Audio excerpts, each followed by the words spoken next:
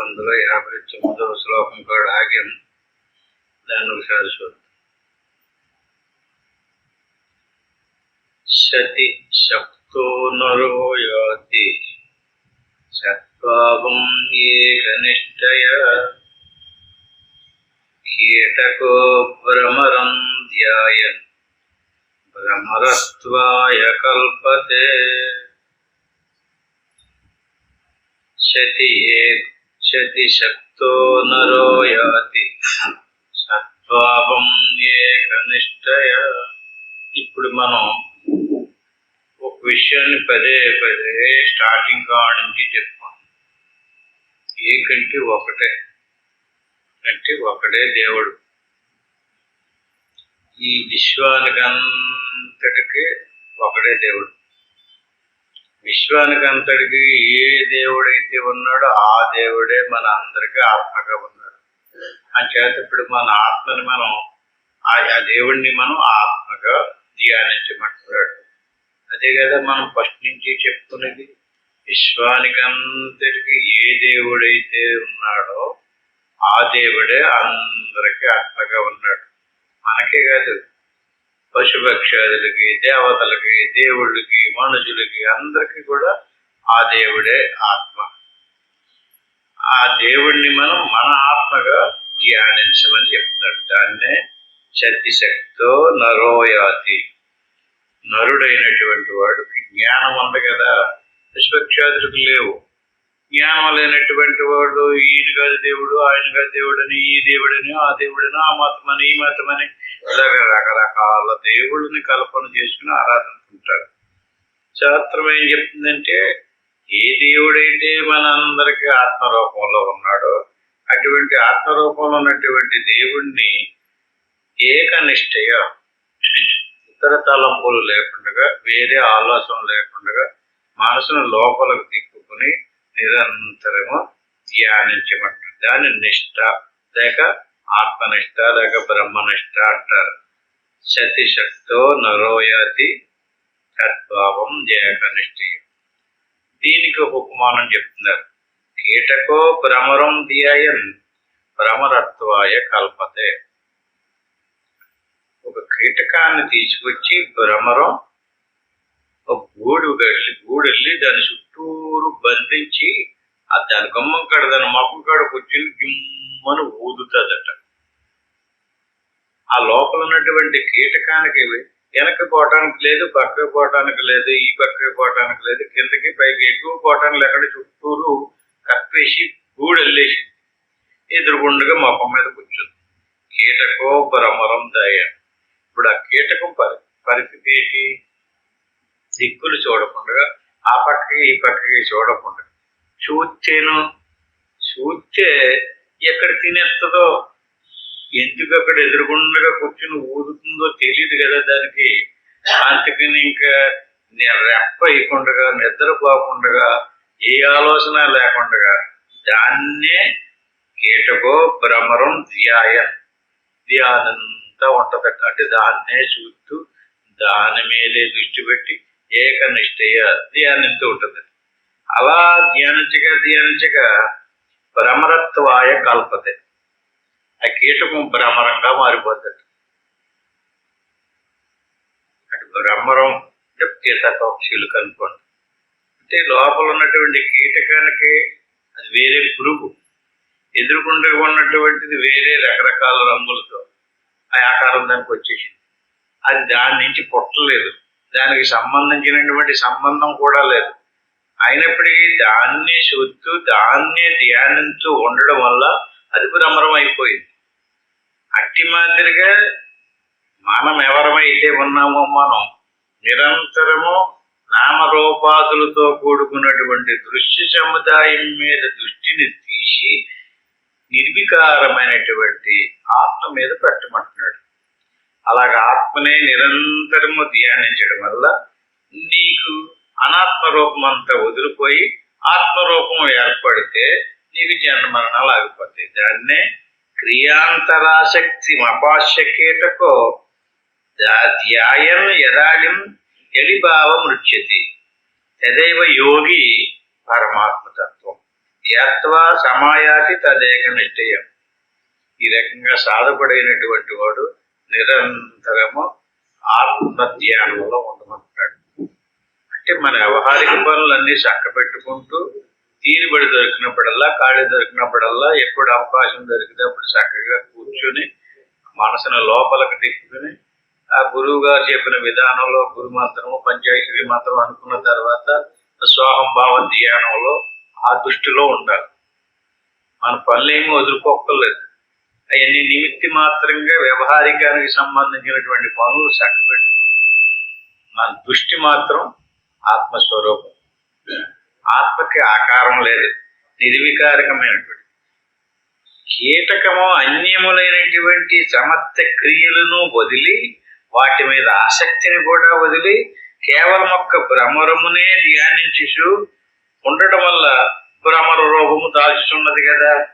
అట్లే యోగి అయినటువంటి వాడు ఆత్మనిష్టయంతో వహించి పరమాత్మ చింతనమును చేసునే పరమాత్మ భావాన్ని పొందుతాడు. అంటే దానికి ఉపాయం చెప్పారనమాట. అంటే మోక్షం ఎందుకు కలుగుతుంది అనేటువంటి దానికి సమాధానం ఏంటంటే,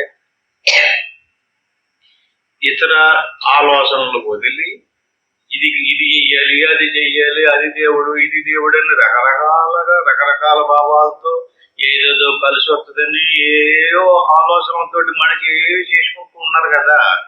ఆ అన్ని ఆలోచనలను వదిలేసి ఆత్మధ్యానంలోనే ఉండాలి. ఆత్మ ఎలాంటిది? ఆత్మ చైతన్య స్వరూపం, ఆత్మ నిర్వికారం. ఎలాంటిదో కూడా చెప్తున్నారు ఇక్కడ. అతివ సూక్ష్మం పరమాత్మ తత్వం. సూక్ష్మము అనలేదు, సుసూక్ష్మం, అతి సూక్ష్మం. అంటే మనం ఏదైనా ఒక వస్తువుని చూసినట్టుగా దాన్ని చూడటం కుదరదు. ఏదో దేవుడికి పేరు పెట్టి ఒక ఆకారాన్ని తయారు చేసుకుని దాన్ని దేవుడు అనుకుని చూస్తే బ్రహ్మాండంగా బోళ్ళ బంగారు ఆభరణాలు ధరింపజేసి ఒక వ్యక్తిని దేవుడిగా పెట్టి అనుకుని కట్టి కనపడుతున్నాడు కదా.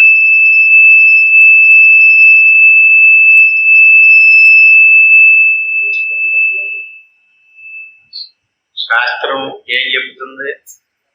దేవుడికి అలాంటి ఆకారం లేదు. స్థూలం కాదైనా, సూక్ష్మం కూడా కాదు, సుసూక్ష్మం, అతి సూక్ష్మం అన్నాడు. అతీవ సూక్ష్మం పరమాత్మ తత్వం. నా స్థూల దృష్ట్యా ప్రతిపత్తి మరొకటి. ఎవడైతే స్థూల దృష్టి కలిగి దేవుడికి ఒక స్థూలాకారంలో ఉన్నటువంటి వాడిగా భావన చేస్తాడో వాడికి ఆత్మతత్వం గోచరం కాదు. ఆత్మస్వరూపం తెలియాలి అతనికి. సమాధిన అత్యంత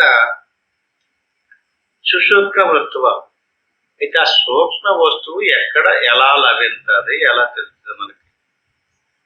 సమాధిన అత్యంత సుసూక్ష్మ వృత్వ. ఇప్పుడు మనం మెలకువలో ఉన్నాం.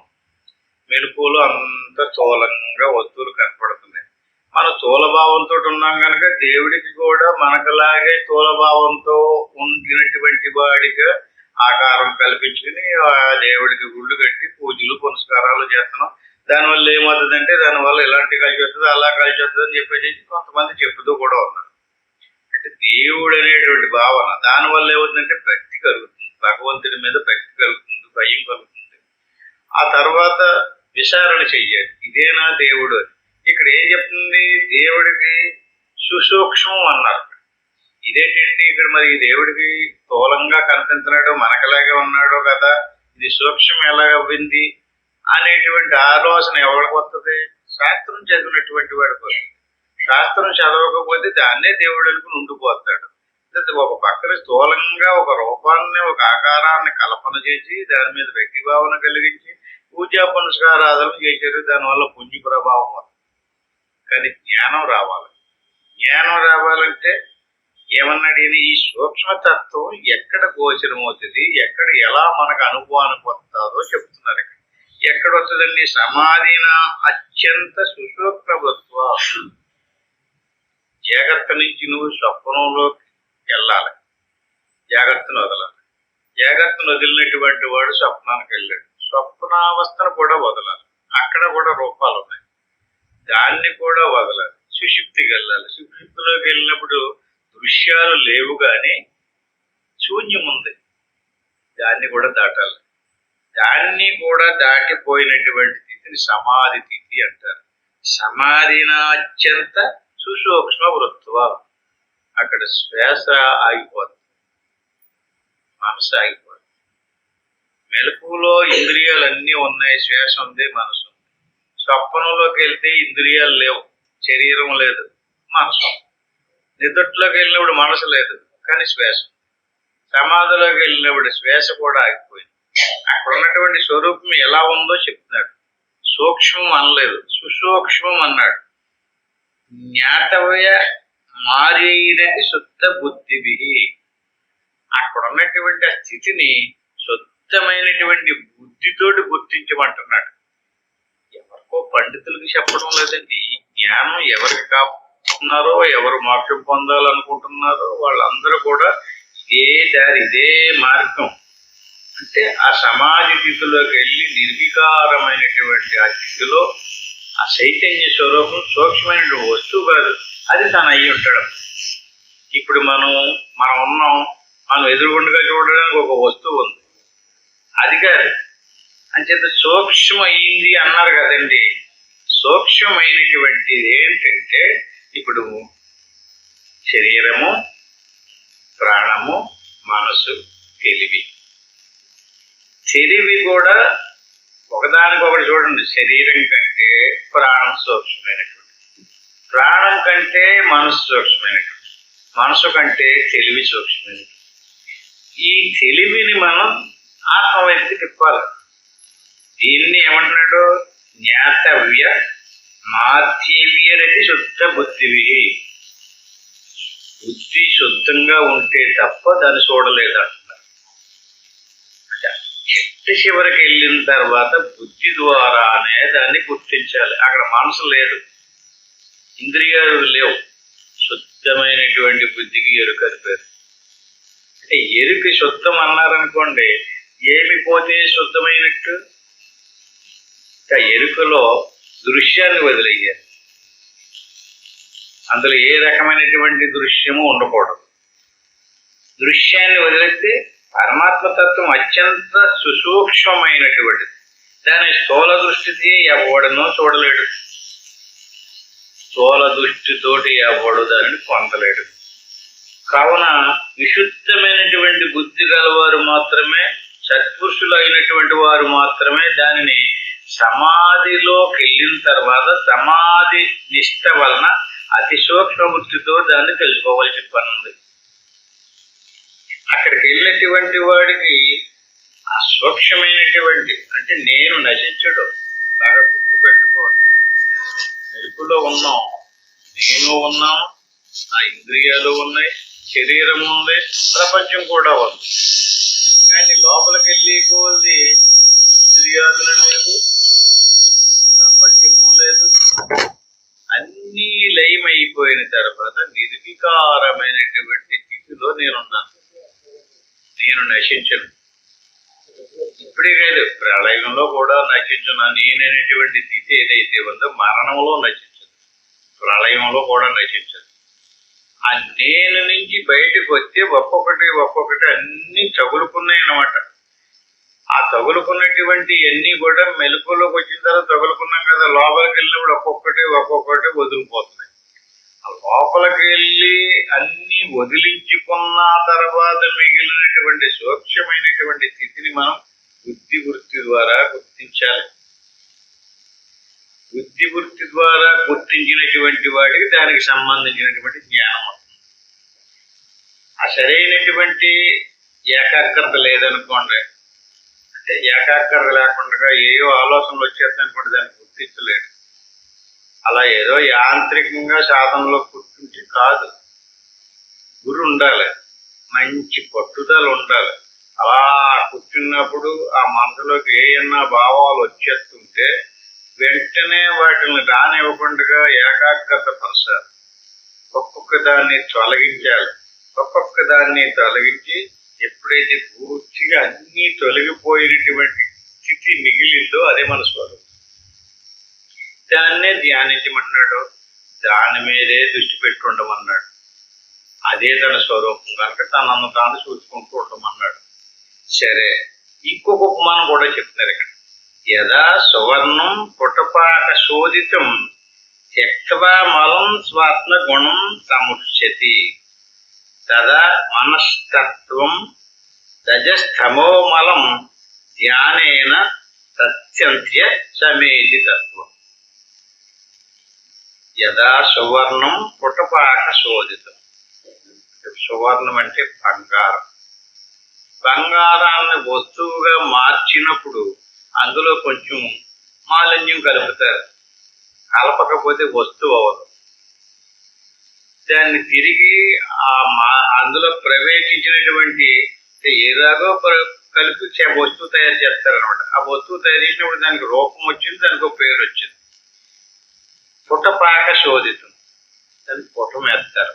అంటే దాన్ని పూర్వ రూపంలోకి తీసుకెళ్లాలంటే పుటం వేస్తారు ఆ బంగారాన్ని. అట్టి మాదిరిగా మనం పూర్వంలో మన స్వరూపం ఆత్మస్వరూపమైనటువంటి మనం ఆత్మస్వరూపంగా ఉండకుండా ఇక్కడ మనం పదే పదే చెప్పుకోవాలి. ఆత్మ పరమాత్మ ఈ రెండు బ్రహ్మం యొక్క స్వరూపమే. అటువంటి బ్రహ్మం యొక్క స్వరూపంలో ప్రకృతి ప్రవేశించింది. బంగారంలోకి రాగి ప్రవేశించినట్లుగా ఈ మన యొక్క స్వరూపంలోకి ప్రకృతి ప్రవేశించింది. ఏ ప్రకృతి అయితే ప్రవేశించిందో ఆ ప్రకృతికి తమో గుణము రజో గుణము అని చెప్పేసి రెండు గుణాలు ఉన్నాయి. నామరూపాదులతో కూడుకున్నదంతా తమో గుణ స్వరూపం. ఆ నామరూపాదులకి కదిలిక క్రియ ఏదైతే ఉన్నది రజోగుణ స్వరూపం. ఈ జ్ఞానం మనకు ఉండాలి. ఇది ప్రకృతితో కూడుకున్నటువంటి ప్రకృతి అనాది. బాగా గుర్తుపెట్టుకోండి. దేవుడు ఎలాగ అనాదో ప్రకృతి కూడా అనాదే. దేవుడికి అనాది ఆది లేదు, దేవుడికి అంతం కూడా లేదు. కానీ ప్రకృతికి ఆది లేదు కానీ అంతం ఉంది. తెలుసుకుంటే ప్రకృతిని తెలుసుకుని కాదని తొలగించటమే. ఇలా చుట్టబెట్టి తీసేసి పక్కకి తొలగించడం కాదు. ఇది కాదు, ఇది ప్రకృతి, ఇది దీని లక్షణం అని ఈ రకంగా ధ్యానంలో ఎవడైతే పుటమేసినటువంటి బంగారంలో మాలిన్యం త్యక్త్వా మలం సాధ్య గుణం సమూర్ఛతి. అందులో ఉన్నటువంటి ఆ రాగి ఇంకా ఏదైతే ప్రవేశపెట్టి కలిసింది పోయినట్లుగా కదా మనక్షత్వం రజస్తమోమలం. ఈ మన స్వరూపంలో ఏదేది ప్రవేశించింది తమో గుణానికి సంబంధించింది, రజోగుణానికి సంబంధించింది ప్రవేశించింది. ధ్యానంలో తదేక నిష్ఠగా గురి పెట్టుకుని ఎవడైతే అభ్యాసం చేస్తూ ఉంటాడో అటువంటి వాటికి ధ్యానేన జంత్యత్య తమేతి తత్వం. బంగారాన్ని పుటమేసినప్పుడు అందులో ఉన్నటువంటి మాలిన్యం అంతా తొలగిపోయి మేలు బంగారం మిగులుతుంది. అట్టి మాదిరిగా మనం ధ్యానం చేయగా మన స్వరూపంలో ప్రవేశించినటువంటి ప్రకృతి స్వరూపానికి సంబంధించినటువంటి గుణాలతో కూడుకున్నటువంటి తమో గుణ రజో గుణాలతో కూడుకున్నటువంటి ప్రకృతి స్వరూపం తొలగిపోతుంది. మన స్వరూపం మిగులుతుంది. మన స్వరూపం చైతన్య స్వరూపం. అగ్ని ఎందుకు పుటం పెట్టి శోధింపబడిన బంగారము తన ఎందు పేరుకొని ఉన్న మలమును వీడి తన నిజ స్వరూపమును పొందినట్లుగా మనసు ధ్యానం మూలమున సత్వ రజో తమ గుణముల యొక్క రూపమును ఉన్న మాలిన్యమును వదిలిపెట్టి ఆత్మతత్వమును పొందును. అంటే చాలా సులువుగా చాలా మనకు బాగా అర్థమయ్యేలాగా చెప్పారు. మనం సాక్షాత్తు ఆత్మస్వరూపులమే, చైతన్య స్వరూపులమే. కానీ మన స్వరూపంలో ఏం ప్రవేశించింది? ప్రకృతి ప్రవేశించింది. ఈ ప్రకృతి రెండు రకాలు, వ్యష్టి సమిష్టి అని. సమిష్టి అంటే మొత్తం ప్రపంచం, వ్యష్టి అంటే మన శరీరం అందరి వ్యష్టి శరీరం అందరి వ్యష్టి ప్రాణం, శరీరం అందరి వ్యష్టి మనసు. అలాగే సమిష్టి మొత్తం ప్రపంచం. ఆ సమిష్టిలోనే సమిష్టి మనసు, సమిష్టి ప్రాణం. అది సమిష్టిని తీసేయమని చెప్పడం లేదు ఇక్కడ. సమిష్టిని తీయటం కుదరదు. ఈ సమిష్టిని ఉపాధిగా పొందినటువంటి వాడిని ఈశ్వరుడు అంటారు. ఇక్కడ వ్యష్టి ప్రకృతి స్వరూపాన్ని ఉపాధిగా పొందినటువంటి వాడిని జీవుడు అంటారు. అంటే ఆత్మలో వ్యష్టి ప్రకృతి స్వరూపం, వ్యష్టి మనసు, వ్యష్టి ప్రాణము, వ్యష్టి శరీరం, ఇవన్నీ ప్రకృతి స్వరూపం. ఇవి ఎందులో ప్రవేశించి ఆత్మలో ప్రవేశించి అప్పుడు ఆత్మ ఏమైంది? జీవుడయ్యాడు. జీవుడుగా మారిపోయి ఇతను జనన మరణాలు పొందుతూ అజ్ఞానంతో కర్మలు చేసి ఆ కర్మఫలాలు అనిపించడానికి పుట్టడము, చావడము, స్వర్గము, నరకము తిరుగుతూ ఉన్నాడు. సమిష్టి ప్రకృతి, సమిష్టి మనసు, సమిష్టి ప్రాణం, దాన్ని మనం తీయలేము. సమిష్టి ఈశ్వర స్వరూపం. వ్యష్టినే మనం శోధించాలి. అంటే మనం చక్కగా అది మనం సమిష్టిలోకి వెళ్ళిపోయి ఏయో చేసేస్తే జరిగే పని కాదు. సూక్ష్మంలోకి వెళ్ళాలి అంటే దానికి సమాధిలోకి వెళ్ళాలని ముందే చెప్పాడు. ఇలా సమాధిలోకి వెళ్ళాలంటే చక్కగా మనసును లోపలికి తిప్పుకొని ఎవడైతే ధ్యానం చేశాడో ధ్యానేన సంత్యజ్య సమేతి తత్వం. నీకు తత్వం గోచరం అవ్వాలంటే, తత్వం తెలియాలంటే, తత్వస్వరూపాన్ని నువ్వు అనుభవించాలి అంటే నీ మనసును లోపలికి తిప్పాలి. ధ్యానములోనే దానికి పరిష్కారం. ధ్యానంలోకి వెళ్ళినప్పుడు ధ్యానం చేయగా స్టార్టింగ్ లో కొంచెం ఇబ్బందిగా ఉండొచ్చు. ఎందుకంటే మనసు బయట విషయాదుల మీదకి అలవాటు పడిపోయి లోపలికి వెళ్ళడానికి ఇష్టపడదు. కానీ మనం వదిలిపెట్టకుండా ఇది సత్యము, ఇదే శాస్త్రము, ఇదే సిద్ధాంతము, ఇదే మార్గము, ఈ మార్గం ద్వారానే మన నిజ తత్వాన్ని తెలుసుకోవాలి అంటే మనకి మన నిజతత్వంలో, మన నిజ స్వరూపంలో ప్రవేశించిన దాన్ని తీసేయమంటున్నాడు. అంతే. బంగారంలో మాలిన్యం ఎలా పోతుందో అట్టి మాదిరిగా ఏది మాలిన్యమో కూడా చెప్పాడు ఇక్కడ. శరీర భావన, శరీరం తమోగుణంతో తయారైంది, ప్రాణం రజోగుణంతో తయారైంది, మనసు సత్వగుణంతో తయారైంది. చూడండి, శరీరం తెలుస్తుంది మనకు, అట్టిది ఆత్మ కాదు. ప్రాణం కూడా తెలుస్తుంది, ఊపిరి, ఇది కూడా ఆత్మ కాదు, ఇది రజోగుణం. మనసు కూడా తెలుస్తుంది, ఎప్పుడు ఏదో ఒకటి అనుకుంటుంది, అది కూడా ఆత్మ కాదు. అంటే ఆత్మలోకి వెళ్ళినప్పుడు శరీరము, ప్రాణము, మనసు మూడు దాటాలి. ఎవరికే మీరు చెప్పక్కర్లేదు, మీరే నిర్ధారణ చేసుకోండి. ఎందుకంటే ఏదేది ఎక్కడి దాకా దాటాలండి? శరీర భావన పోవాలి. శరీర భావన అంటే నామరూపాలతో కూడుకున్నటువంటి ఆకారాలు ఏమన్నా మీ మనసులోకి వస్తున్నాయి అనుకోండి, అదే తమోగుణం. ఆ నామరూపాదులతో కూడుకున్నటువంటి ఒక పరంపర తెరలాగా ఒకదాని వెనకాల ఒకటి కొన్ని కదులుతున్నాయి కదండి, ఆ కదిలించేదంతా రజోగుణమే. అది ఎంతవరకు తొలగలేదో, శుభ్రమవ్వలేదో అంతవరకు మన అంత ఎందులో జరుగుతుంది? మన స్వరూపంలోనే జరుగుతుంది. ఏదో తమో గుణానికి సంబంధించినటువంటి వస్తువులు, రజోగుణానికి సంబంధించిన వస్తువులు, సత్వగుణానికి సంబంధించినటువంటి వస్తువులు కూడా పోవాలి. మొత్తం అన్నీ పోతే మిగిలింది మన స్వరూపం. అది సుసూక్ష్మని ముందే చెప్పాడు. ఆ తత్వం ఎలాంటిది? అతి సూక్ష్మం పరమాత్మ తత్వం. అది స్థూలం కాదు, అది చాలా సూక్ష్మమైనటువంటిది. దాన్ని జాగ్రత్తగా లోపలికి ఎలాదా అస్థూల దృష్ట్యా ప్రతిపత్తు మరొకటి. స్థూల దృష్టితో చూస్తే దాన్ని నువ్వు గుర్తించలేవు. దాన్ని సమాధినాత్యంత సుసూక్ష్మ వృత్వ, సమాధి స్థితిలోకి వెళ్ళి చాలా సూక్ష్మ దృష్టితోటి నీ ప్రజ్ఞ, నీ ఎరుక, నీ తెలుగుతోటే దాన్ని గమనించమంటున్నాడు. జ్ఞాతవ్య ఆతైరది శుద్ధ బుద్ధి. అంచేత నీ మనసులో ఈ బుద్ధికి సరైనటువంటి అవగాహన కాకుండా ఎవడైతే ఉంటాడో వాడు దీన్ని కనిపెట్టలేడు. శాస్త్రం చదవాలి, గురువు చెప్పిన దాన్ని పదే పదే వినినటువంటి వాడు మాత్రమే దాన్ని కనిపెట్టగలుగుతాడు. నిరంతరాభ్యాస వశాత్వం తత్వం మనో బ్రహ్మణి లీయతే యదా. నిరంతరాభ్యాస వశాత్వం అంటే దాన్ని నిరంతరము దాని యొక్క అభ్యాసం చెయ్యాలి.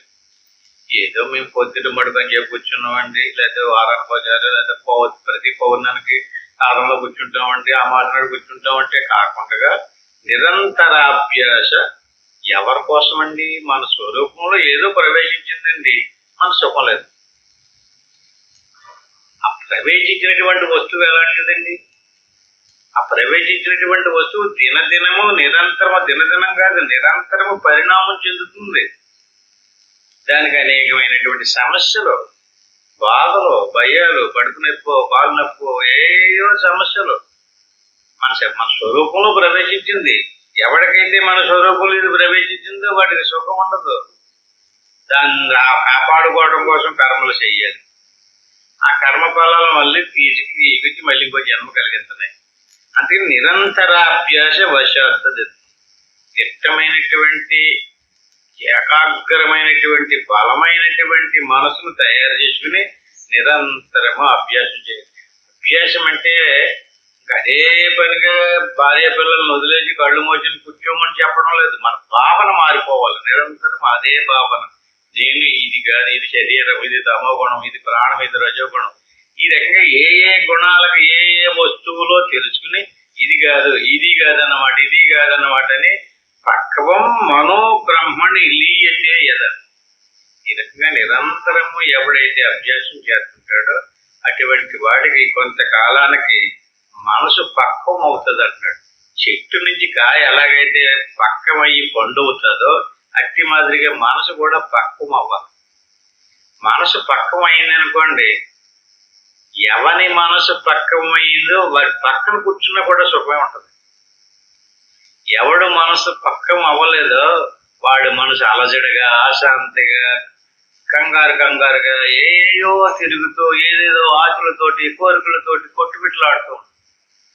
మనసు పక్వమైందనుకోండి, నిదానంగా నిశ్చలంగా తెలుసుంది కదా, తెలిసి వచ్చింది, దృశ్యముదైనంత వదిలేచాడు. అలాగే ఎవడైతే తన మనసు పక్వమైందో బ్రహ్మణి లీయతే యద, అటువంటి పక్వమైనటువంటి మనసే ఆత్మలో లీనమవుతుంది అంటాడు. అక్వం మనో బ్రహ్మణి లీయతే యద తదా సమాదిశ్య వికల్పవర్జిత. అటువంటి పక్వమైనటువంటి మనసు కలిగినటువంటి వాడికి బ్రహ్మమును తెలుసుకొనుట కొరకు లేక బ్రహ్మమును పొందుట కొరకు అర్హుడయ్యాడు. కదా అంటే సమాధి స్థితి పొందటానికి కూడా ఒక అర్హత కావాలి. నిద్రపోవటానికి అర్హత అక్కర్లేదు. చక్కగా కడుపు నిండా భోజనం చేసాడు అనుకోండి, బ్రహ్మాండంగా నిద్రపోతాడు. ఎందుకని? అది కూడా ప్రకృతిలో భాగమే. నిద్ర, స్వప్నము, మెలకువ. మెలకువలో రావడానికి కూడా ఏ సాధన చేయక్కర్లేదు. ఎంత గాఢ నిద్రలో అయినా సరే కొంత జీవుడికి మళ్ళీ మెలకువలోకి వస్తాడు. ఏ సాధన లేదు. అలాగే మెలకువలో నుంచి స్వప్నంలోకి వెళ్ళటానికి కూడా ఏ సాధన లేదు. పడుకుంటే స్వప్నం వస్తుంది, ఇంకా కదలకుండా పడుకుని ఉంటే నిద్ర వస్తుంది. వీటికి ఏ అభ్యాసం చేయక్కర్లేదు. కానీ సమాధి స్థితికి మాత్రం అభ్యాసం చేయాలి. అది నిద్రావస్థ లాంటిది కాదు. అది వదిలిపెట్టకుండా నిరంతరము చైతన్యం మీద దృష్టి పెట్టి చైతన్య భావనతో, ఆత్మభావంతో ఎవడైతే ప్రయత్నం చేస్తున్నాడో నిరంతరాభ్యాస వశాత్తు చేస్తాడు. నిరంతరము ఆ భావనతో ఆ రకమైనటువంటి ధ్యానం చేస్తాడు. అప్పుడు మనసు పక్వం అవుతుంది. అప్పుడు బ్రహ్మమును తెలుసుకొనుటకు అర్హుడు అవుతున్నాడు. అటువంటి వాడు తదా సమాధిశ్య వికల్పవర్జిత. అటువంటి వాడికి కొంతకాలానికి అభ్యాసం చేయగా తదా సమాధిశ్య వికల్పవర్జిత. అప్పుడు సమాధి స్థితిలోకి వెళ్ళినప్పుడు నీకే స్పష్టంగా తెలుస్తుంది మనసు యొక్క సంకల్ప వికల్పాలు వర్జిత ఆగిపోతాయి. అప్పుడు నువ్వు అనుకుందారన్నా మనసు ఏమి ఆలోచన రాదు. నీకే ఆశ్చర్యం వేసిపోతుంది, మనసులో ఏ ఆలోచనలు రావటం లేదేంటని చెప్పేసి. ఎందుకంటే మనసే ఉండదు, ఇంకా మనసులో ఏ ఆలోచనలు తీసుకొస్తావు? నువ్వు మాత్రమే ఉంటావు. అక్కడ శరీరం ఉండదు, ప్రాణం ఉండదు, మనసు కూడా ఉండదు. వర్జిత, వదిలేసినటువంటి స్థితి అది. ప్రాణము, మనసు, శరీరాన్ని వదిలేసినటువంటి స్థితి. సదా సమాధిశ్య వికల్ప వర్జిత. సమాధి అంటే అటువంటి వాటికి ఈ కోపాలు, దూపాలు ఇవన్నీ నశించిపోతాయి. ఇవన్నీ మనసును ఆశ్రయించుకుని ఉన్నాయి. మనసులో ఉన్నటువంటి కోపం ఉందండి, అది పుసగొట్టే పాము లాంటిది. అది ఎందులో ఉంది కోపం? శరీరాన్ని ఆశ్రయించుకుని లేదేది, మనసులో ఉంది. కోరికలన్నీ ఎందులో ఉన్నాయి? మనసులోనే ఉన్నాయి. కామ, క్రోధ, లోభ, మోహ, మద, మాశ్చర్య, ఈర్ష్య, అసూయ, దంభ, ద్వేషాదులన్నీ కూడా, ఆశాపిశాచులన్నీ కూడా మనసులోనే ఉన్నాయి. ఒక్క మనసును నిరోధించి అన్నీ ఊడిపోతాయి. మనసు అయ్యేదాకా వెళ్ళాలి. కదా సమాధిష్య వికల్పవర్జిత. సమాధిలోకి వెళ్ళకుండా నేను సాధన చేసేసానండి, నేను సాధనలో నాకు అన్నీ వచ్చేసినండి, అన్నీ తెలిసిపోతున్నాయి. నీకు ఏది తెలుస్తున్నదన్నావు, ముందు జన్మలో తెలుస్తుందండి, వెనకాల జన్మలో తెలిసిపోతుందండి అన్నావు కదా, అదంతా నీ మనసులోనే ఉంది. 7 బద్దాలు లోకాలు కూడా నీ మనసులోనే ఉన్నాయి.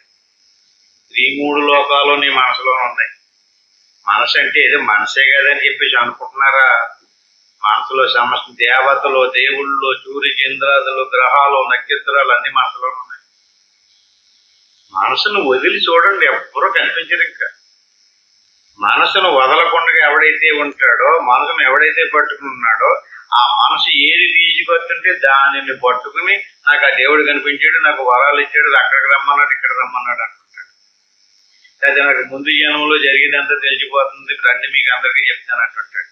అదంతా తన మనసు మాయే. అంచేత ఏం చేయాలి? మనసును దాటాలి, మనసును వదిలేయాలి.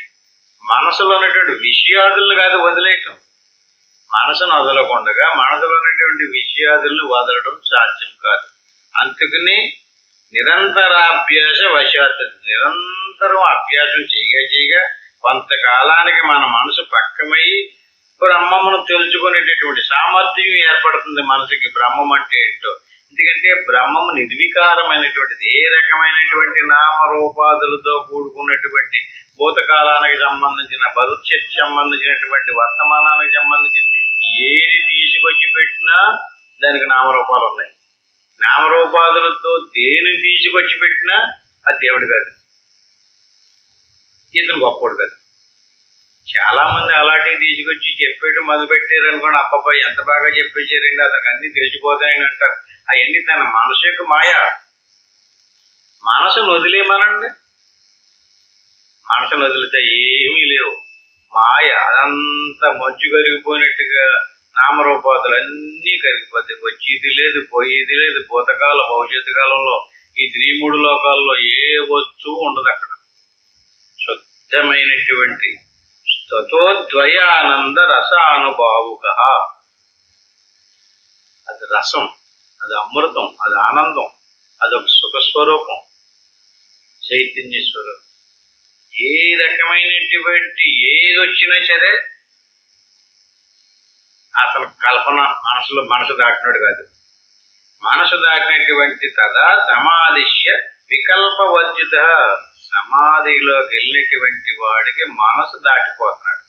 మనసు దాటిపోయినటువంటి వాడికి ఇంకేమీ తెలియదు, దృశ్యమంతా అణిగిపోయింది. స్వతోద్వయానంద, స్వయంగా తన స్వరూపమే ఆనంద స్వరూపం. మళ్ళీ ఆనందం వేరు, తన వేరు కాదు. మళ్ళీ నేను ఆనందాన్ని పొందినన్నాడంటే ఆనందం కనపడుతుంది, తను కనపడుతున్నాడు. దాన్ని మళ్ళీ అలా చూడకూడదు. తన స్వరూపం ఆనందంగా మారిపోద్ది. స్వతోద్వయానంద రసానుభావుక. అదొక అద్వితీయమైనటువంటిది. దానికి శాస్త్రాలు కూడా పొగడలేదు. ఎందుకంటే అటువంటి సమాధి స్థితికి సంబంధించినటువంటి ఆ రసానుస్థితి, ఆ రసానుభూతి ఎవడైతే పొందాడో అటువంటి వాడు ఎక్కడున్నా అతనే దేవుడు. నీకు అలాగిస్తాను, ఇలాగిస్తాను, నీకు అలా చెప్తాను, నీకు ఇలా చెప్తున్నాను అంటున్నాడంటే ఆ స్థితిలోకి వెళ్ళినటువంటి వాడు కాదు అతను. అది ఇంకా మనసులోనే ఉన్నాడు. మనసు చేతిలో పెట్టుకుని మనసు ద్వారా తెలుసుకుని మనకు అయ్యి కలగజేస్తానంటుంటాడు. అంటే మనసును దాటిపోవాలి. సమాధినానేన సమస్త వాసన.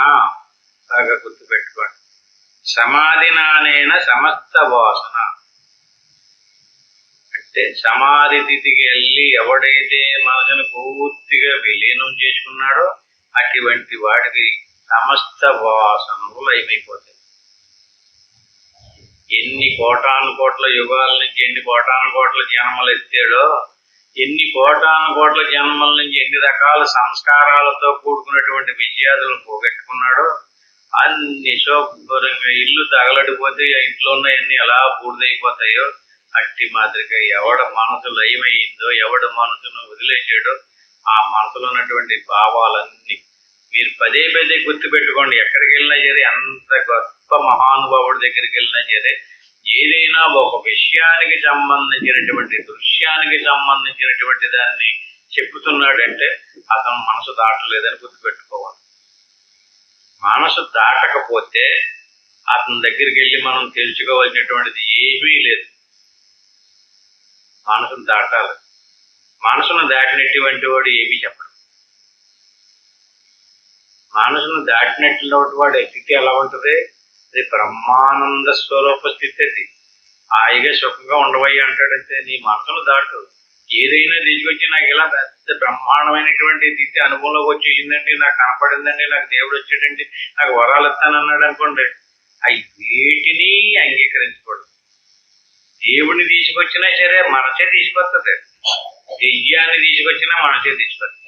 మనసులోనే దేవుళ్ళు, దెయ్యాలు, మనుషులు, రాక్షసులు అన్నీ ఎందులో ఉన్నారనుకుంటున్నారు? అన్నీ మనసులోనే ఉన్నాయి. అంచేత సమాధి నానేన సమస్త వాసన గ్రంథేరి వినాశో అఖిల కర్మ నాశ. గ్రంథి అంటే మీరు ధాన్యం దాచినప్పుడు పూరి అంటారు కదా, ధాన్యం దాచేవారు పూర్వం, ఇప్పుడు లేదులేండి, కొనకలో పూర్లోని బట్టి దాచేవారు కదా. అట్టి మాదిరిగా ఈ రకమైనటువంటి నామరూపాదులతో కూడుకున్నటువంటి ఆ జ్ఞానం అంతా కూడా ఒక గ్రంథి, ఒక ముడి, మనసు గుడేసుకుందన్నమాట. మామూలుగానే బయటికి కనిపించదు. అది లోపల మనసులో ఎన్ని రకాల ఆలోచనలు, ఎన్ని రకాల స్వభావాలు. గ్రంథేరి వినాశో అఖిల కర్మ నాశ.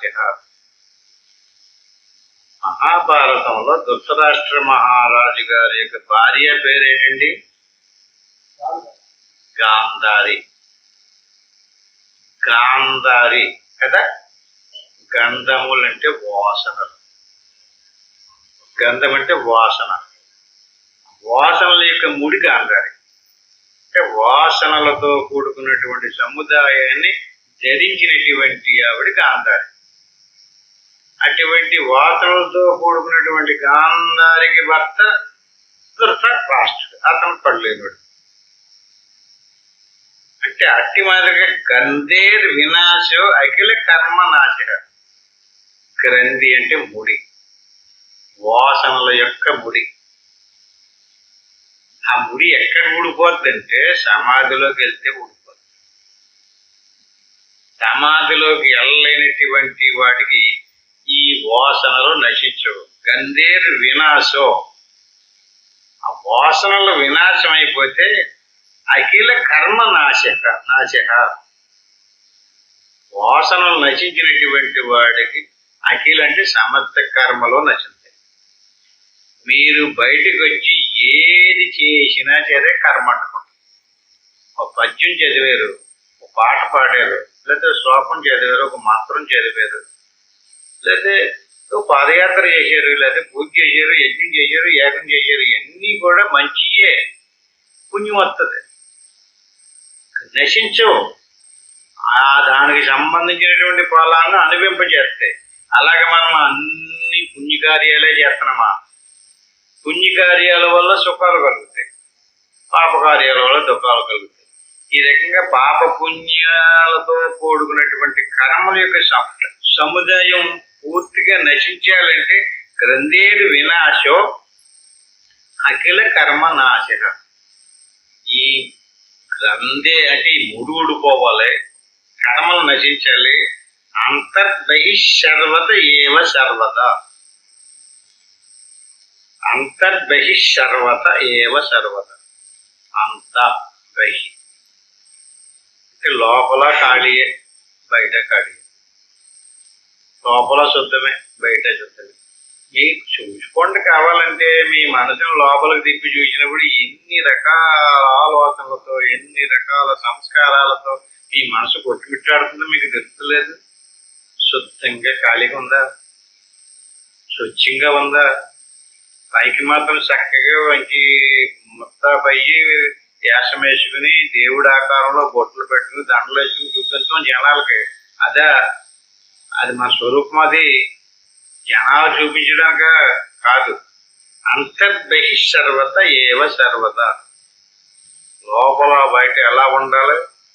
ఏ వాసనలో ఉండకూడదు, ఏ సంస్కారాల్లో ఉండకూడదు, శుద్ధంగా ఉండాలి, నిర్వికారంగా ఉండాలి. సమాధి స్థితి అనిపించినటువంటి వాడికి మాత్రమే ఈ రకమైనటువంటి స్థితి లేనటువంటి వాడికి రాదు. ఏమి తిన్నామో అదే తేనిపోతుంది కదండి మనకి కదా. అలా బహిర్ముఖంగా మనం ఏం చేసామో అయ్యే మనసులో రికార్డ్ అవుతున్నాయి. నీకు తెలుస్తలేదా? ఏం చూసామో ఏం చేసామో అదంతా మనసు రికార్డు చేసుకుని అదొక పురి. దాంట్లో అనేక అంటే వాసనల యొక్క సముదాయాన్ని ధరించినటువంటి స్థితి. దాన్ని పోగొట్టుకోవాలి, దాన్ని నాశనం చేసుకోవాలి. అంతర్బహి సర్వత ఏవ సర్వత. లోపల ఉండకూడదు, బయట ఉండకూడదు. కేవలం శరీరం ఉంది, ఆ ప్రారంధాన్ని అనుభవించడానికి వచ్చింది. ఆ ప్రారంధానుసారంగా జీవించేస్తాడు అంతే. ఇంకా అతనికి ఏ ఆలోచన, ఏ కోరిక అనుకుని మిమ్మల్ని ఎవడో ఏదో అంటున్నాడండి అన్నాడు అనుకోండి, పొందులండి అనుకుని ఉండి ఏం పోయింది, మనకేం వచ్చి మనకేం పోయింది అంటాడంటే తీసుకోవడం.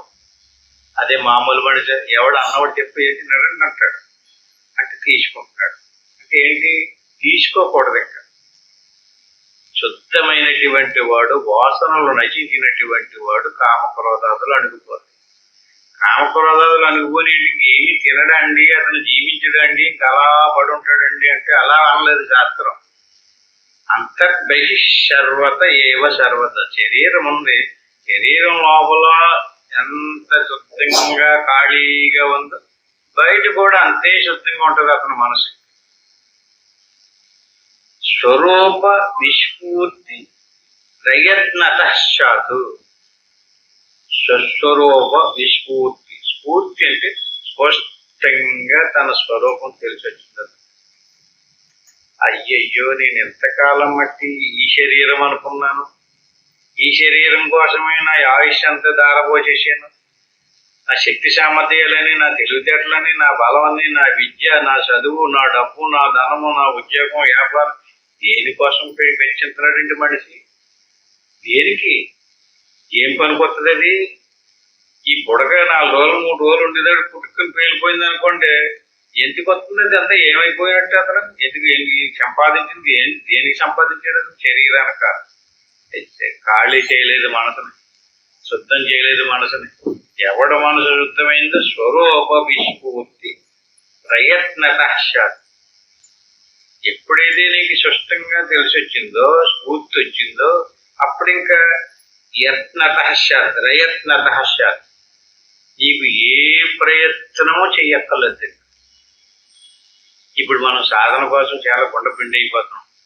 ఎంత కూర్చున్నా మనసు ఆగుతలేదండి, ఏవో తీసుకొచ్చి పెట్టేస్తుంది అండి అంటున్నారు. ఇతనికి ఇంకా అలా రావట. అతను పని కట్టుకుని ప్రత్యేకంగా సాధన చేయాల్సినటువంటి పని లేదు. అలా ఎరుబాగులుగా చూస్తాడు అంతే. ఇంకా మనశుద్ధంగా, ఎందుకంటే ఆ గాంధార వాసనలన్నీ నశించిపోయి గ్రంథములన్నీ ఊడిపోయింది, స్వచ్ఛమైపోయింది, శుద్ధమైపోయింది.